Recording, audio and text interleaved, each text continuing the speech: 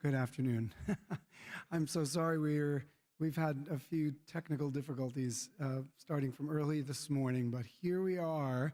Thank you so much for being here to welcome the Reverend Pamela Conrad to speak to us today. She is, as many of you are gathered here know, and perhaps those of you joining us online know, Pamela Pan is an astrobiologist who works for NASA, and she is also an Episcopal priest who serves as the interim rector of St. Bartholomew's Church in Baltimore, Maryland. And she's come here today to be with us for this presentation and to spend the morning with us that's now led to this afternoon's presentation. Pan is also known by a couple of handles. One is Explorer Priest. Another is Babe of Science. That's Pan's handle for herself. So I haven't embellished at all. Babe of Science it is. And as I said this morning at our announcement time in church, I think that what Pan is doing is reconciling. Her ministry is a ministry of reconciliation of the world of science and the world of faith in ways that we can all use it right about now. So we thank you for coming to share what you've brought with you. There's a lot more to know about Pan, and I know you will discover more about her as she makes her presentation, gives her presentation, but Google her when you go home if you haven't already, and you'll find countless entries, all one more wondrous than the next, of her giving interviews, writing about what she does and loves, and or being interviewed. Pan, you are a wonder to me for all the ways that you've lived into your calling, your multiple callings, and your ministry. So without further ado, please welcome Pan Conrad. Thank you, sir.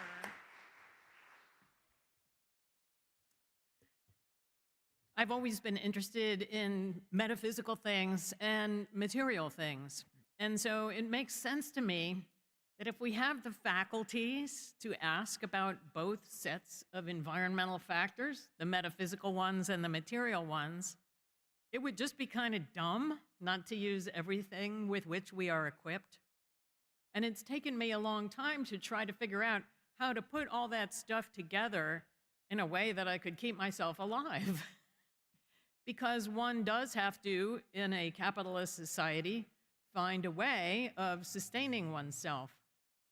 And the most important lesson in thinking about that is not that we should all go out and be business people, but that we live in a system.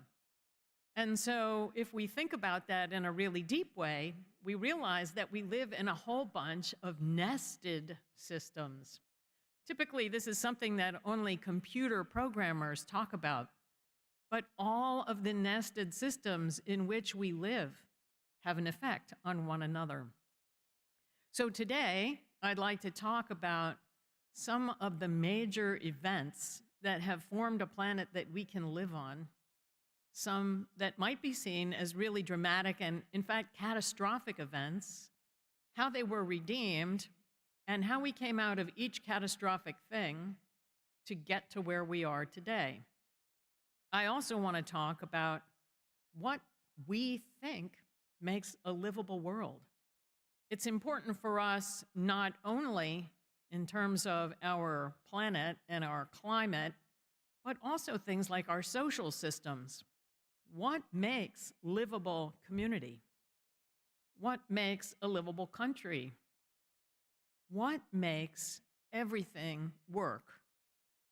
We need to ask ourselves those questions because when things go off the rails, we have to try to understand why so that we can get the vehicle back on the track. So let's start at the very beginning. Now, I know that you haven't probably thought about what makes a planet livable unless you're me. But all of you have thought about what makes an apartment livable, or a neighborhood, or a school, or a job. We all have the set of things that we would like to see happen to make a situation in which we can feel good. And really, That's what all of the living things do. I actually have gone about trying to measure this. The reason why is because, as a scientist who looks for life on other planets, literally, if you can't measure it, it's not science. It's science fiction. So we try to figure out what it is we can measure that tells us that something is alive. I'm not interested in that as much as I'm interested in, well, what are the things about a planet that might make us think life could be there? Because I don't want to waste my time looking at an environment where clearly nothing could live. So the first thing to do is figure out, what are the possibilities? Well, one possibility is that a planet could be completely inhospitable to life. Within that, there are embedded some other questions. Would it be the whole thing? Would it be just like one part of it? Would it be big, patchy places on it? Don't know. But those are the kinds of questions you would ask yourself if it was totally unlivable. The next is that, well, maybe the planet would work. Maybe you could live there. And if you could, is it relatively stable? Can you live there over the long haul, or can you just survive for a few minutes and then you're gone? We have animals, not really animals, but weird organisms on the Earth that can withstand huge changes in the conditions, but only for a little while. Anybody ever heard of the tardigrade? It's this really ugly monster-looking thing. It's a microbe. If you look it up on Google, you will think it is amazingly ugly. And it can withstand all kinds of changes in temperature and pressure and this and that, but it can't set up shop, move in there, and raise a family. So even though it could be, say, suspended up in a cloud on a bunch of dust particles, it doesn't really live there. A lot of people argue that perhaps a cloud is a good place to live, but so far we don't have the evidence that anything could have a sustained system of living there.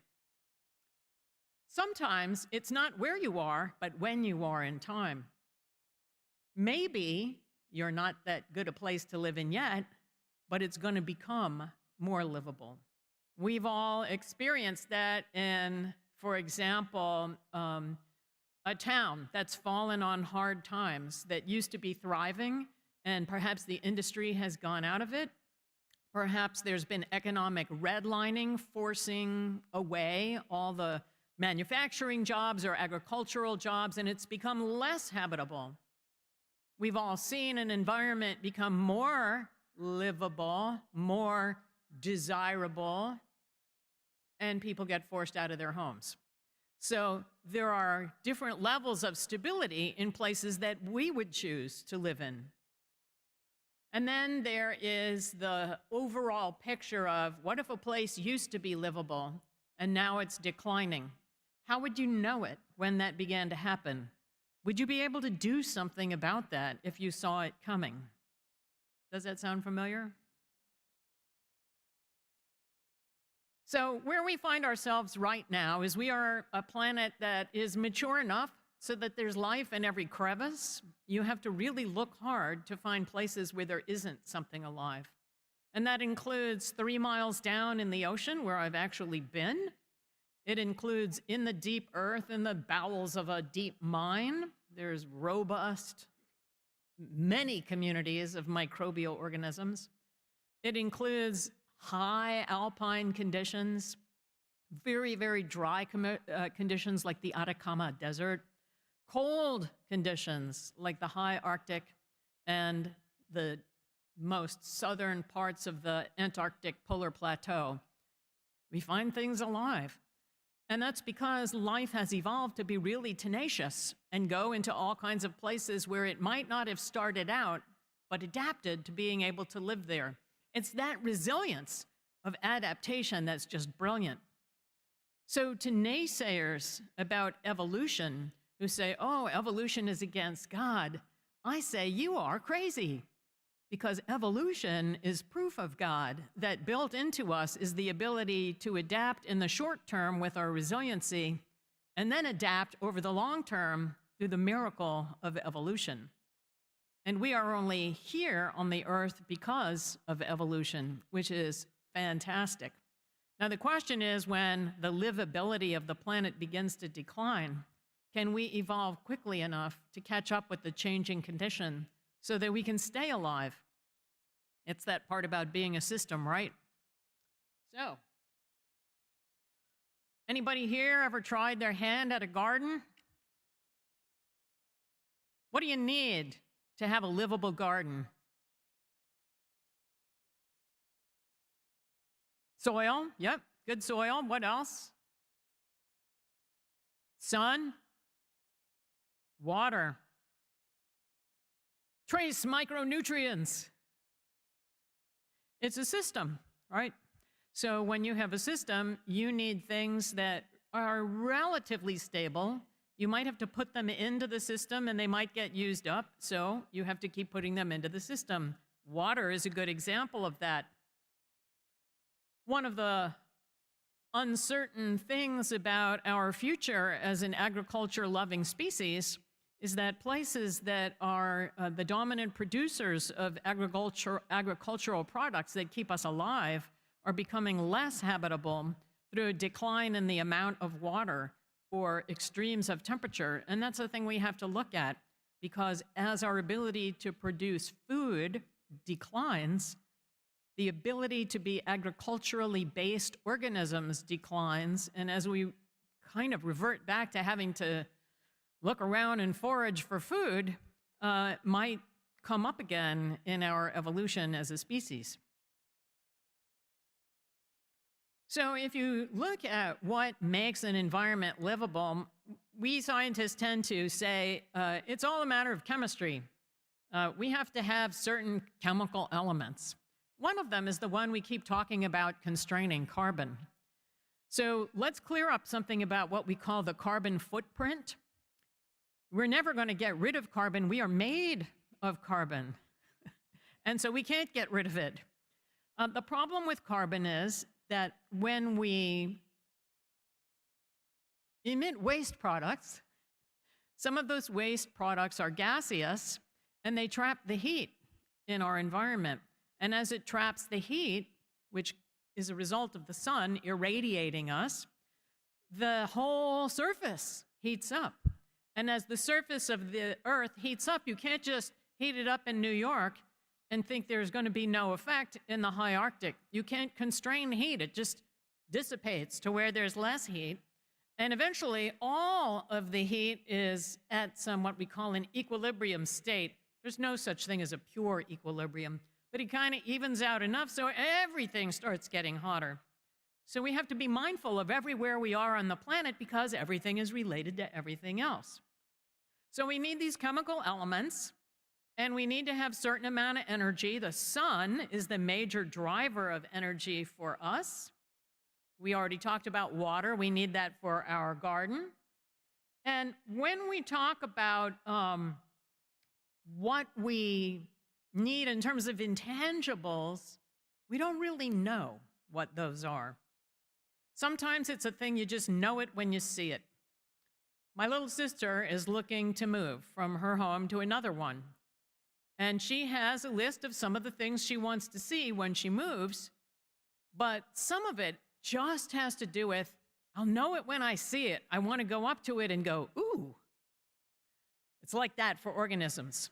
Sometimes they just know, and it's an intangible. And we can't always put our finger on the intangible, and that borders, to me, on the mystical, or at least the metaphysical. So we need the chemical elements, we need the energy, we need the water, and we need a little more than just the right chemicals. Now, having also been a television producer at one point in my life, I worked on commercials for 19 fantastic Ginsu knives. So I'm used to saying, but wait, there's more. And in this case, the more is physics. True story.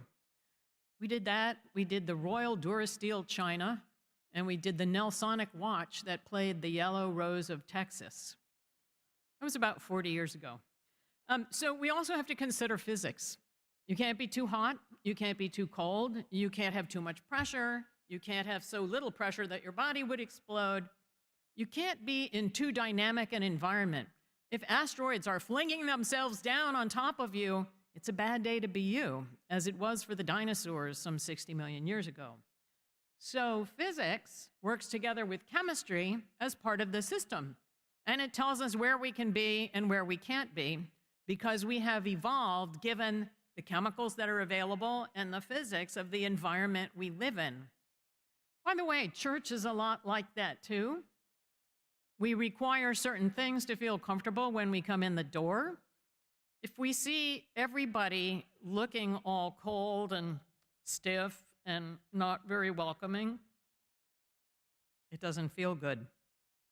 If we see people that look like they're genuinely glad to see us, like they have joy in their hearts, isn't that the church you want to be at? Anybody ever see that movie When Harry Met Sally? Do you know that restaurant scene? When I come into the church, I want to say, I want what they're having. Life is like that too for organisms in terms of where they want to live, where they feel comfortable. So let's remember that what we see manifest around us in the physical environment is also part of the metaphysical environment. Here are some places that I have explored on the earth in an attempt to understand how life does it in environments that are pretty stressful. The one on the left side of the screen, and I hope you can see this screen, folks, on YouTube. I realize it's a little bit of an awkward thing to look at a screen of a screen, but bear with me. There's a box on the left side. That's called Sverefjell. It is an extinct volcano on Svalbard, which is an archipelago jointly governed by Norway and Russia. I've spent a lot of time on the side of that volcano because the rocks there are a lot like the mineral assortment that we've seen in some of the meteorites that come from Mars.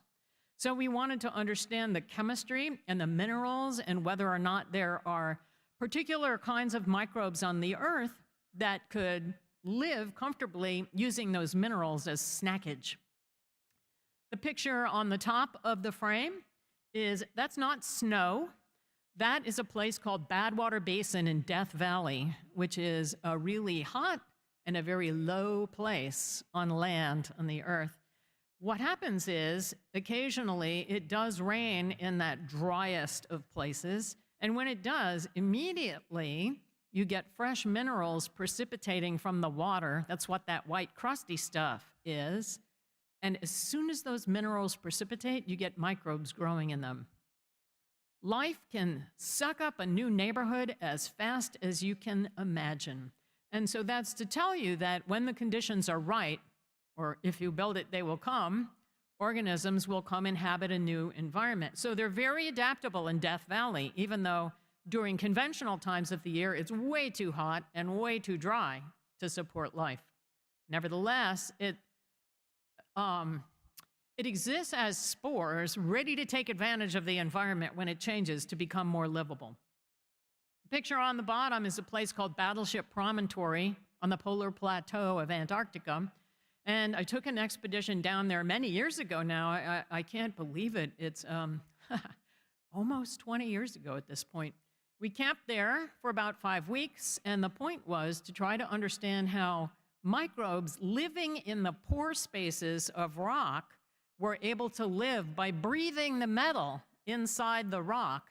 The metal got to the rock because the winds off of the polar plateau took this iron and eroded it off of nearby rocks, deposited it on this sandstone, and in those occasions where the ice and a little bit of snow would melt, those metals would get sucked into the pore spaces, and the microbes would actually breathe that metal, and then below that layer of microbes, another layer of microbes would eat those microbes, and you had a whole community going there.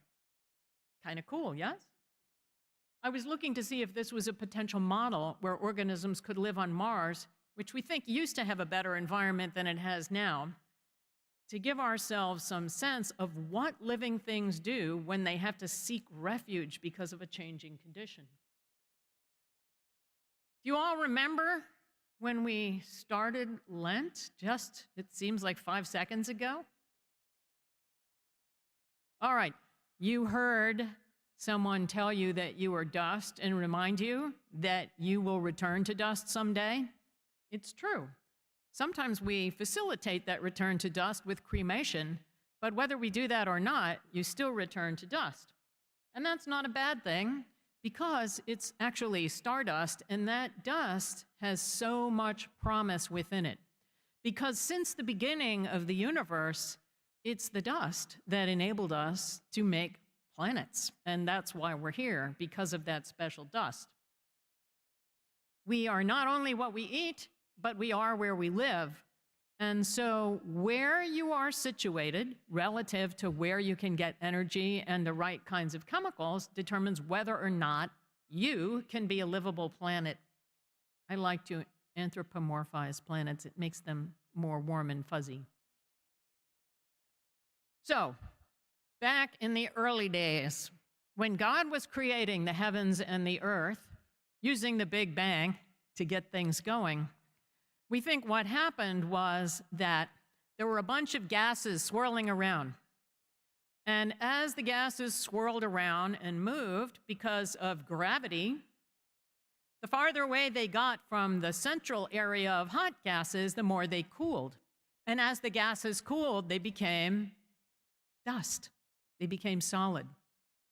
And as they became solid grains, those grains attracted other grains because of gravity, and they got bigger and bigger.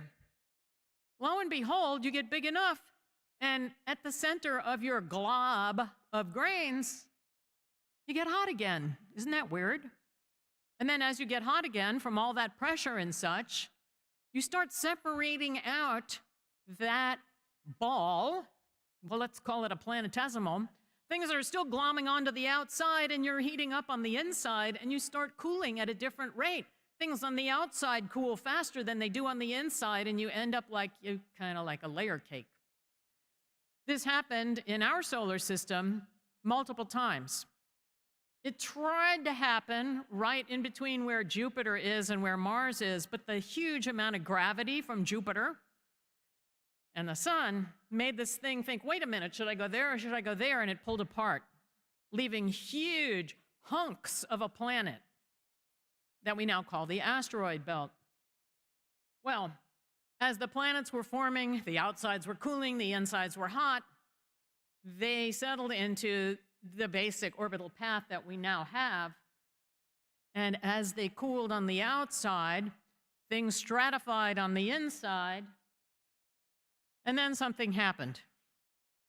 About 50 million years after the Earth was made about 4.6 billion years ago, there was a huge impact. Remember I told you about those rogue pieces of the planet that once was going to be and wasn't? Those went flying through the inner solar system, and it smacked into the Earth really hard, this big piece. And it hit the Earth so hard, there was remelting, and a bunch of the Earth splooged off of itself and was kind of stuck nearby because of gravity. This is like the 4th time I've said gravity. You can pretty much know that when I pause, I'm going to ask you to fill in gravity. Anyway, that was a really awful day because the whole Earth got kind of reset and remelted and had to, cool down again. But we got left with a moon. That moon is amazing. And part of the reason why we are such a stable planet is because of that special relationship between the Earth and moon. One of the benefits of that is that the Earth used to spin really, really fast. It was about 12 hours per day. Now, I could probably do a lot with twice as many days, but then again, we'd only get about 4 or 5 hours of sleep. But other things would have happened too that made the Earth suboptimal. Having that moon with the Earth allowed them to transfer some of their momentum to one another, slowing down the rotation of the Earth, but also, as you transferred some of that energy to the moon got further away. The moon is in a great spot right now because it gives us the tidal forces that pull the water up and out onto the tidal flats or the tidal banks, wetting those areas and then retreating in a cyclical way, watering the garden. That could have been a site for the origin of life. We don't know. We're still theorizing about what exactly happened. So the Earth and the Moon stabilize one another. Someday the Earth and the Moon will be separated by even more distance, and at that time, probably the Earth will stop rotating. We probably won't be here by then, but just thought I'd plant that seed. We love our moon. The moon is one of the many reasons why we have a habitable planet today. So we have a name for this period of time in which these rogue pieces of planetesimal went crashing through the inner solar system, or what we call the terrestrial planets, Mercury, Venus, Earth, and Mars. We call it the late heavy bombardment. And so that was a very difficult time because it was dynamic. And as I said earlier, too much dynamic nature, it's not stable enough for life to take a little pause and breathe and become itself. But nevertheless, life emerged on the Earth, and that is awesome. Now, the problem is, the first life,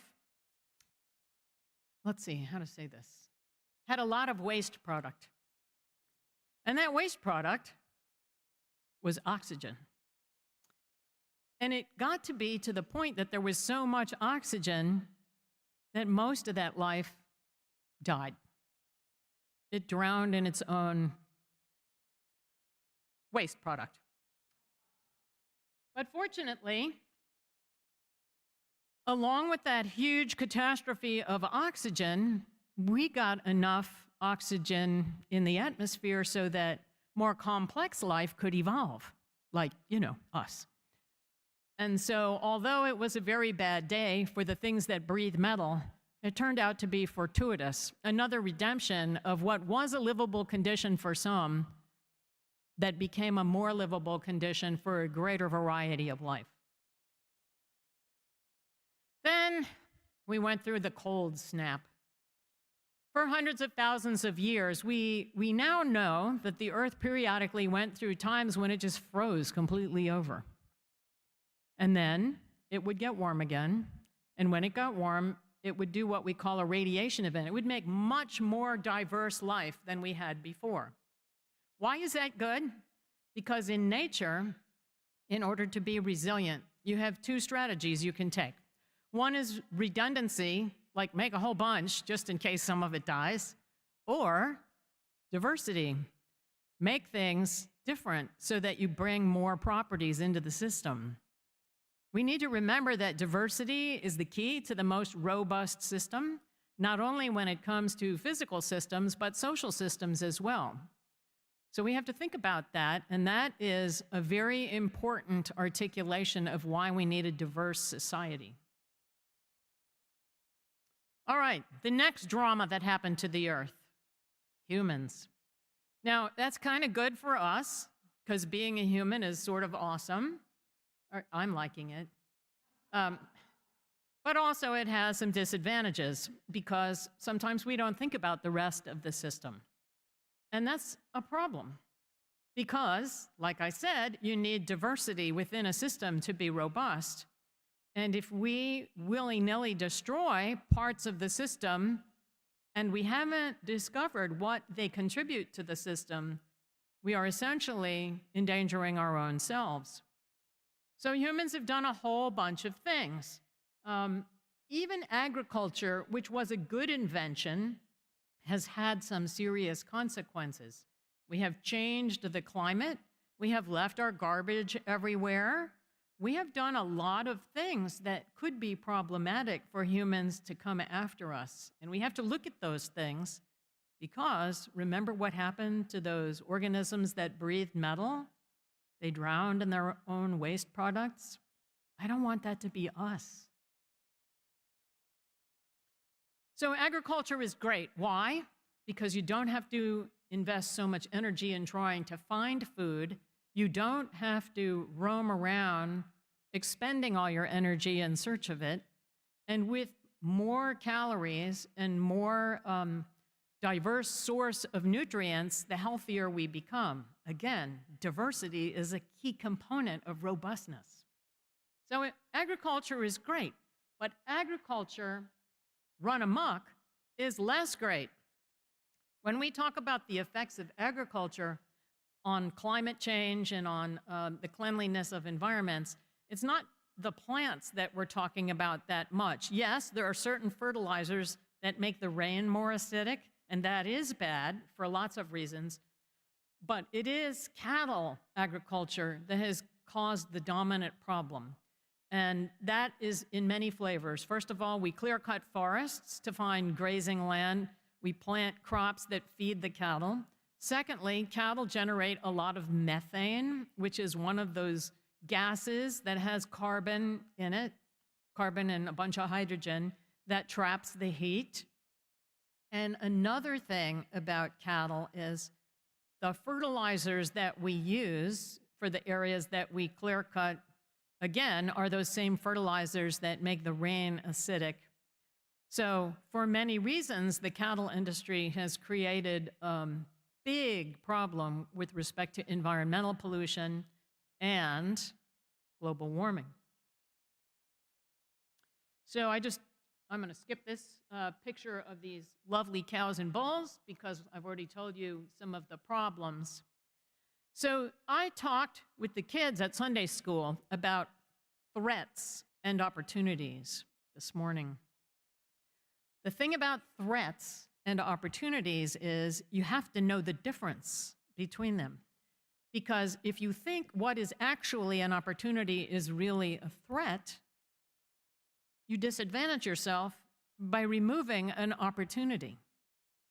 If you think that something is an opportunity and actually it's a threat, like capitalism run amok, that does not provide opportunity to the people who form the basis of an economy, then you still destroy the system. Whether you mistake an opportunity for a threat or a threat for an opportunity, it's still a difficult problem. So it's important that we understand the difference between one and another, because being able to exist as a livable planet is dependent upon us recognizing the distinction of one from the other. Now, I wanted to leave plenty of time so that you could ask questions and you could give me your ideas, which I will be happy to think about and write with you about, which is why I put my email address at the very beginning of this presentation. Just in case you forgot, which I think you didn't, it's babeofscience@gmail.com. And if you write me, I promise you that I will answer you. So now I want to put the conversation in your hands, and I want to talk about what you think constitutes a livable planet, a livable community, and a livable future, not just for the planet, but for you personally, and also for the church. Because again, we are nested systems within systems, and as soon as we recognize that connectedness, we not only become better humans, but we also become better prepared to recognize that we are not a caretaker of creation, but that we are creation, and that we don't have any special secret sauce like a Big Mac. We are part of creation. It's just that we get to think and by choice make decisions that will affect all the parts of the system. So I open it up. Tell me what you think. Ask me your questions. Yeah, go ahead. Oh, here. Wanna Oh, hear I that? guess you have to use a Oh, we wanna- microphone. I won't do karaoke, I promise. So I know that this is not just about climate change, but certainly climate change sort of informs or gives context here. And I'm curious for your thoughts as to, one, overall, how optimistic or pessimistic are you in terms of where we're headed? And then I guess second, is there what do you think is the most promising development, innovation, trend that might help us in that regard? Okay, there are a couple of questions embedded in there. The first one is, how optimistic or pessimistic am I? I am perennially optimistic. However, we cannot change the trajectory we're on right now to the warming of the planet, which has an effect on what we call the Gulf Stream, which warms the waters of the Atlantic and makes Great Britain a habitable place. It would be very cold without that. I worry that that Gulf Stream is going to become so unstable, and there are signs of it becoming unstable, that it will change the climate pattern to what looks like a really descending temperature, but that's only going to be around the mid-Atlantic and New England. We'll still get overall global warming, and what will happen is we already see the glaciers melting that are in the Arctic, and the polar cap will probably melt as well, which will raise the sea level, which will then exacerbate the instability with that, what we call the Gulf Stream. And so what I am concerned about is that we are not preparing for this. We are in the God talking to Noah stage, saying, make an ark, because we are going to see climate refugees. And we have to be prepared to think about where we are going to welcome them. And we have to be prepared to know that not everybody has the same level of resource to deal with that. And so we have to facilitate the survivability of all the human people. And I don't mean human people, I meant human animals. So sort of like the diversity of animals that Noah brought onto the ark, we have to preserve a lot of culture, a lot of technical know-how, a lot of different species of plants, animals, and microbes, along with the various cultures of humankind. And we have to think about how we're going to preserve that and where we're going to position that, because the Earth has resurfaced itself so many times, we know that there are places we can go. But we need to just not make that be for a few. And so where I am right now is, okay, I see what's happening. Now what are we going to do to survive it? And I am optimistic that we can, but we have to be intentional. And the answer is not flying off to Mars.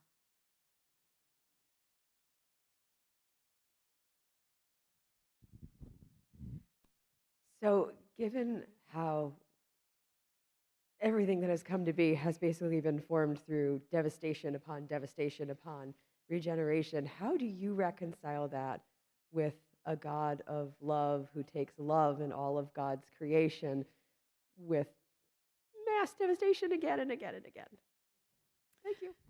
So first of all, I think, man, God is really patient. We have a history of abnegating our responsibility to make choices. Ever since we started with, oh, the snake made me do it. Oh, no, the woman made me do it. Oh, no, my brother made me do it. We're always pinning it on somebody else when we make a bad choice.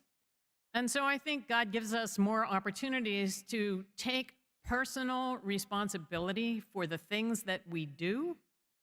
And God is with us in our wanderings. And even as children have tantrums, the parents still love the child and want to resolve that. We've had a lot of tantrums, and there is a lot to resolve. I am not about to say it's God's fault we have global warming, or to say, why do you let this happen? Because God is asking us, why are you letting this happen? And ultimately, somebody has to take responsibility and say, okay, I'm not going to let it happen. Or I'm going to try and save as many people as I can. So God has given us huge amount of smarts, skills, and the freedom to make choices.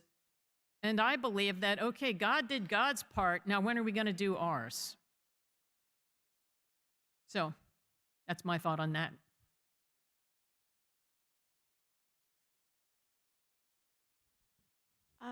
I think there's a debate between the kind of technology solutionists who think we might be able to stop global warming with like putting a film over the earth or something, and then the other environmentalists who feel that we should change our way of life and be less like greedy and things like that. So I'm wondering if you come down on one side or the other. Thank you for that question. So geoengineering as a potential solution for reducing heating is risky because of unintended consequences. Anytime you do something to a system, there are the consequences that you predict will happen and those that catch you off guard. And for something on a global scale, I'm not ready to gamble the off-guard unintended consequence. So that's where I feel about that. Now, as for living more gently, yes, I think we can and should live more gently. But that in and of itself has unintended consequences as well. One perfect example is the waste associated with producing silicon solar panels and batteries. And so our technology is, in a sense, also a waste product, because when it has outlived its usefulness, instead of concentrating on how to repurpose it and redeem it into its next incarnation, we just toss it out and then stop thinking about what it's doing, leaving that as a can kicked further down the road. So I think the answer lies in the via media. It's a little bit of both, but a very cautious employment of both. I believe that we have to use every tool at our disposal because this is the hair on fire time. And so being thoughtful about trying it all is, I think, the best of all solutions. And remember, everything we think we know as factual is really just a model that is the best explanation for what we observe.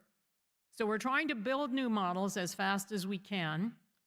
And as we build them, we have to try to understand where do the models fail and where do they succeed, and then see what we can put together from multiple models as we try to address this problem.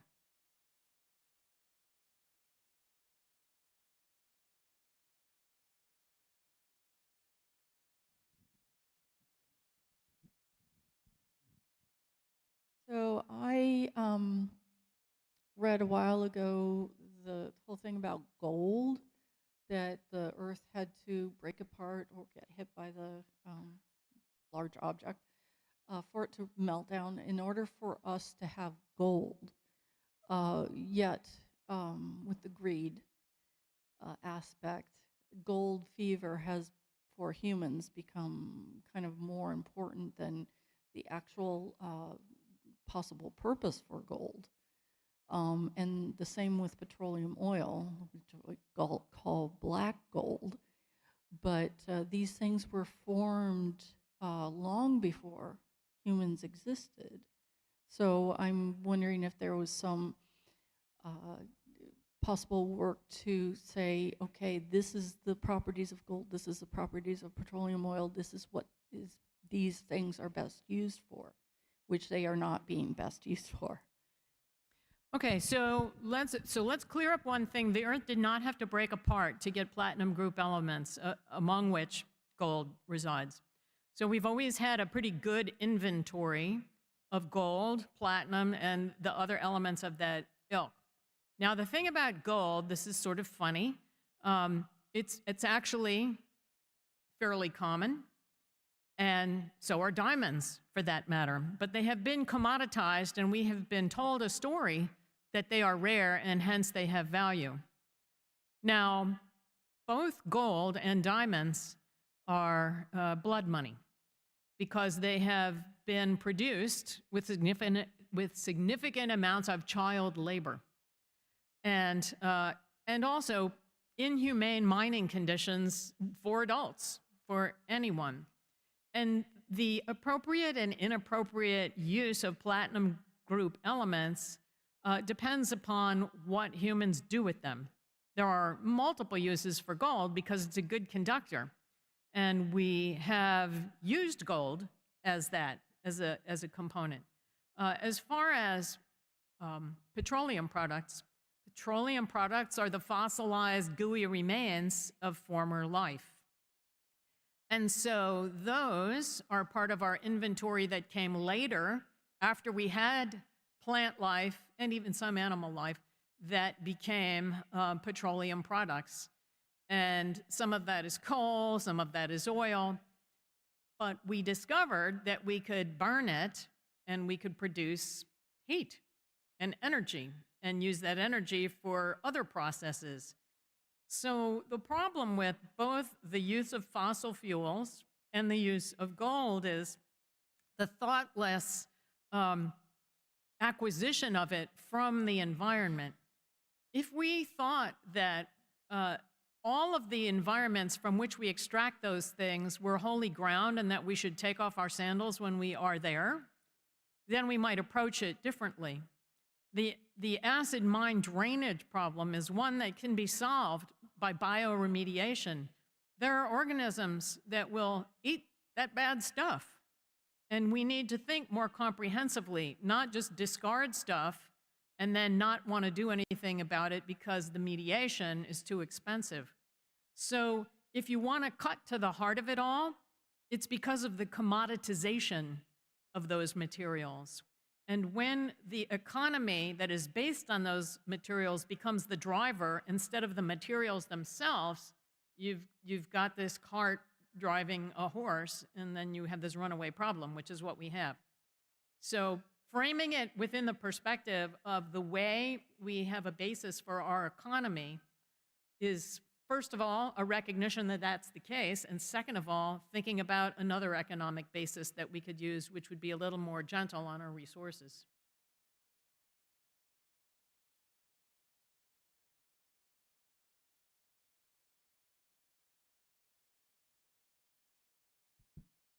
Thank you.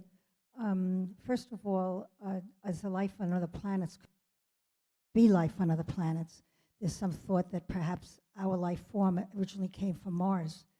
The other thing I'd like you to an answer to, we are talking here short term, like the last 10,000 years of human history, but I think every 10,000 or 15,000 weather inversion, and I don't really know, perhaps we're contributing to it, but can this just be another cycle of life, and we are headed for another change? Thank you. So there are celestial cycles that vary the climate over time, and there are, say, 100,000-year cycles, there are 25,000-year cycles, 10,000-year cycles. But what we know is happening now is separate from those celestial cycles because we actually have measurements of global carbon dioxide from even prehistoric and deep into antiquity. How do we have that? From the entrapped gases in rocks. So we can measure what the gases are and know how much of it we had. And that goes not just for carbon dioxide, but for other greenhouse gases. And so we know that this giant contribution of the way we're changing the atmosphere has evolved over the course of our existence and ramped up so significantly in the last, say, 2 decades, that it's on a dangerous course to be unrecoverable.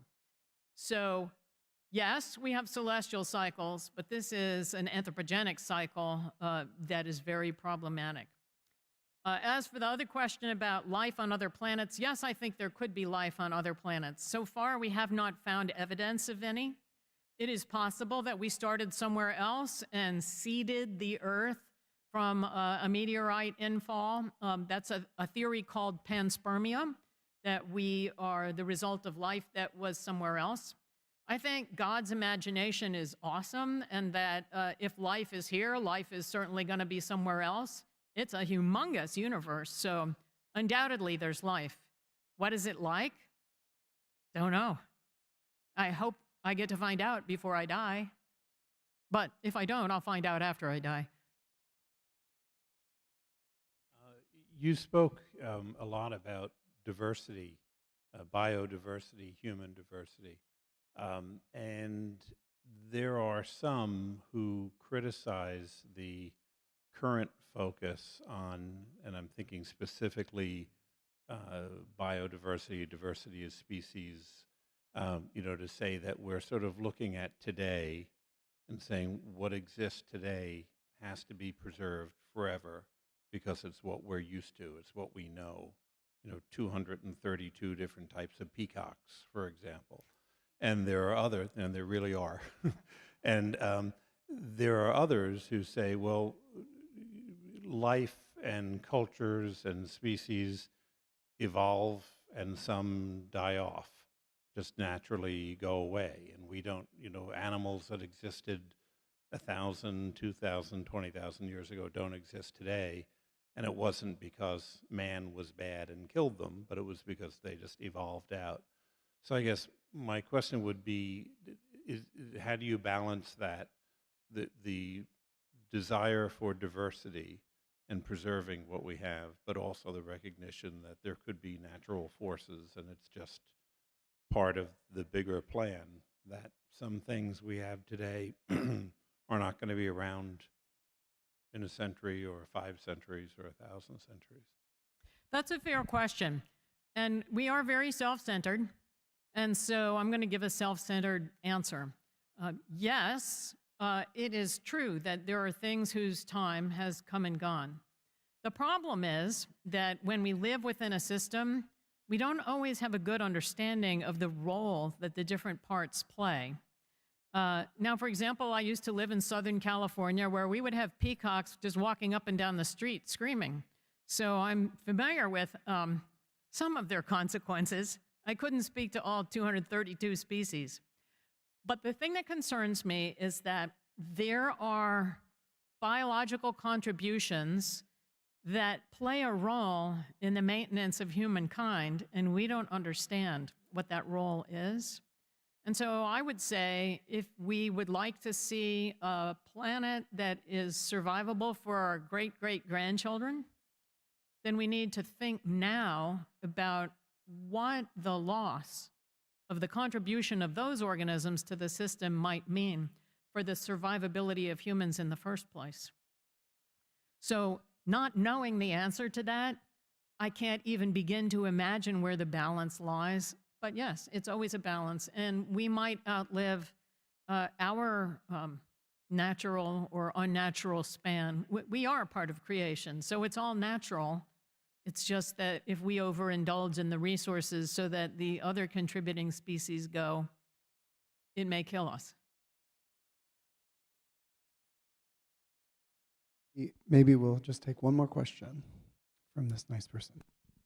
Thank you very much for this wonderful presentation. I'm curious as to your ideas of, measuring and improving our environment while tying in not only Western science, but indigenous science and spirituality and so forth. So how do we marry all of those to move our I guess, mission, our interest in improving and looking forward to the future environmentally and along the lines of humanity?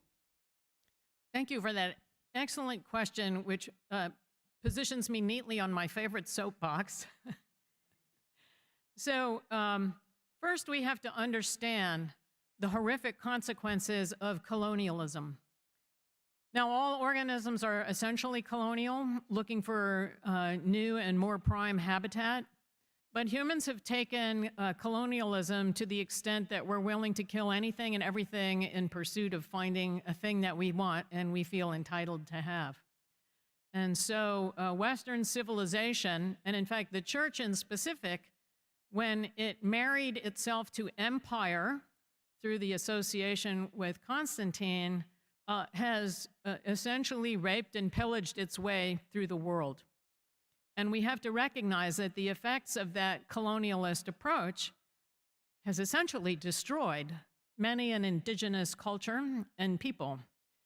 So when we think about the potential contributions that have been lost, I don't even know how to preserve it at this point because we have destroyed so much. And so step one is the recognition of the role of colonialism. Step two is imagining both an academy, that is all our pursuits of scholarship, and all of our thinking about the organization of church, to imagine, is there a post-colonial approach to those things? Because if there isn't, then we will continue to suppress the contributions of, for example, indigenous peoples. In our country, we face the peculiarly runaway effects of systemic racism that is the legacy of chattel slavery. So we don't even have the legacy of the kidnapped and enslaved African peoples who built our entire economy, and I might add the church in this country. And so without developing a post-colonial model for scholarship, for theology, for ecclesiology, and for economy, we will never be able to recover it. And so I feel like that is a mission, a holy mission, the most important mark of mission in which we can engage as a church that values the primacy of reason as one of the foundational tenets of our denomination. We should be employing all the reason we have to undo the effects of colonialism and find a post-colonial approach to being church and to being humans.